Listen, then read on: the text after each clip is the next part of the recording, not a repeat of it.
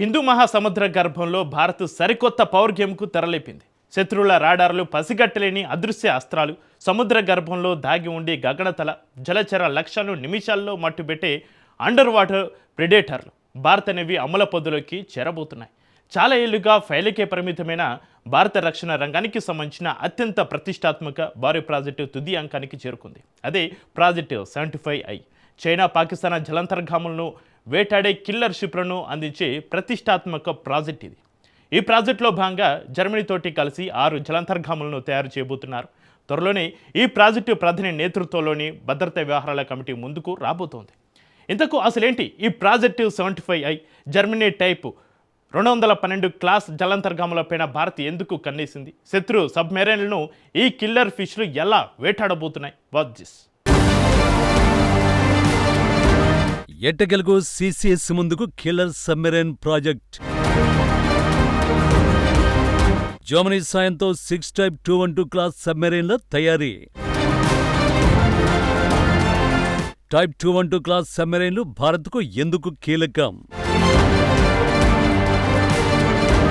హిందూ మహాసముద్రంలో రెచ్చిపోతున్న China, Arabia సముద్రంలో కవిస్తున్న పాకిస్తాన్ వెన్నులో వణుకు పుట్టించే దృశ్యాలే ఇవి.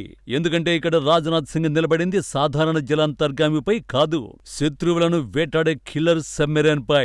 ఏప్రిల్లో 3 రోజుల పర్యటన కోసం జర్మనీ వెళ్లిన రాజ్నాథ్ సింగ్ కీల్ నగరంలోని టీకేఎంఎస్ షిప్ యార్డ్ ను సందర్శించి టైప్ 212 క్లాస్ జలాంతర్గామిని స్వయంగా పరిశీలించారు.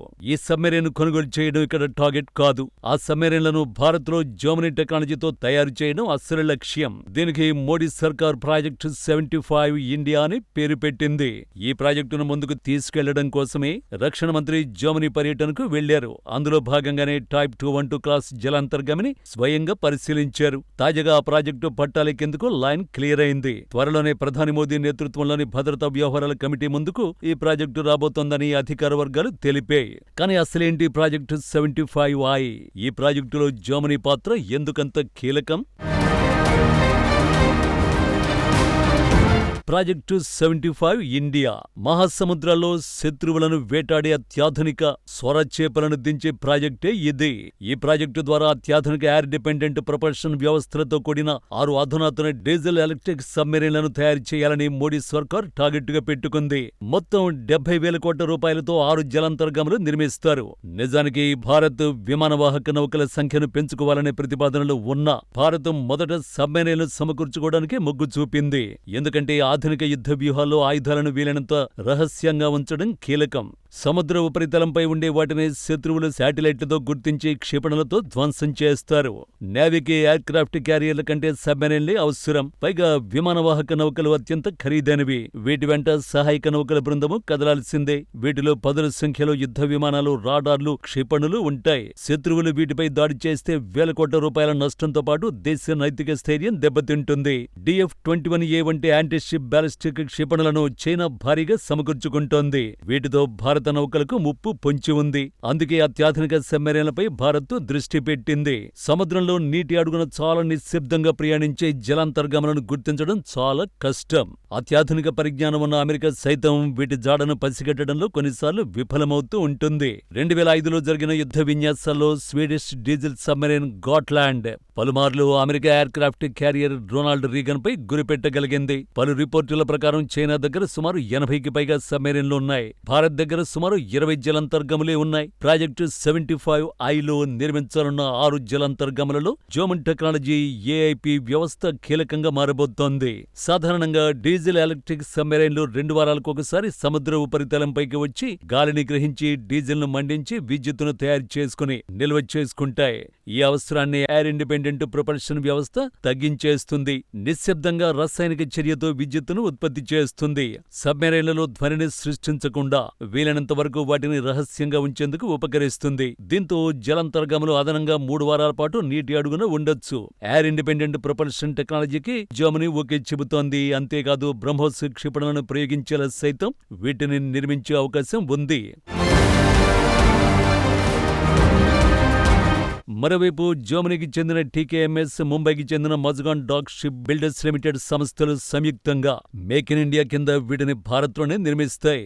ఏప్రిల్లో Rajnath Singh type 212 class submarine సందర్శించడం ద్వారా జర్మనీ వద్ద ఉన్న అత్యాధునిక నౌకాదళ సాంకేతికతని స్వయంగా తెలుసుకున్నారు. ఈ డీల్లో భాగంగా తన జలాంతర్గామి డిజైన్ కీలక సాంకేతికతను భారత్కు బదిలీ చేస్తుంది. ఇది మన స్వదేశీ రక్షణ ఉత్పత్తికి పెద్ద ఊతమిస్తుందని విశ్లేషకులు చెబుతున్నారు.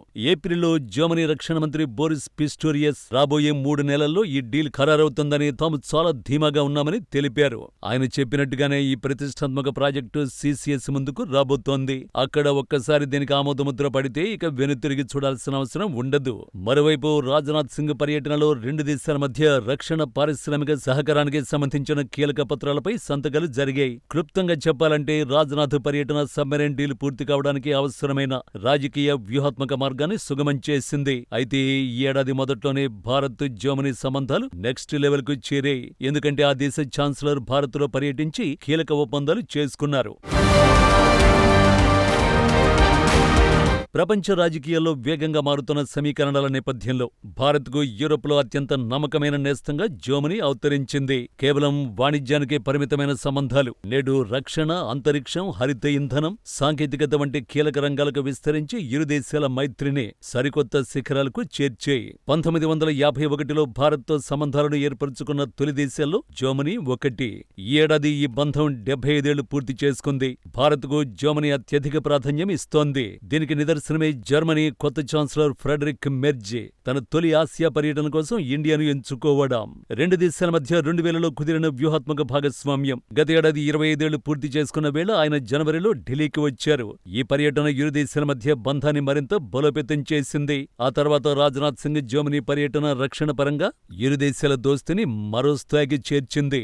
ఇక సబ్మెరైన్ల డీల్ కూడా ఫైనల్ అయితే భారత రక్షణకు సైతం తిరుగుండదు. ముఖ్యంగా హిందూ మహాసముద్రంలో చైనాను, అరేబియా సముద్రంలో పాక్ను ఎదుర్కోవడానికి ఈ డీల్ చాలా అవసరం.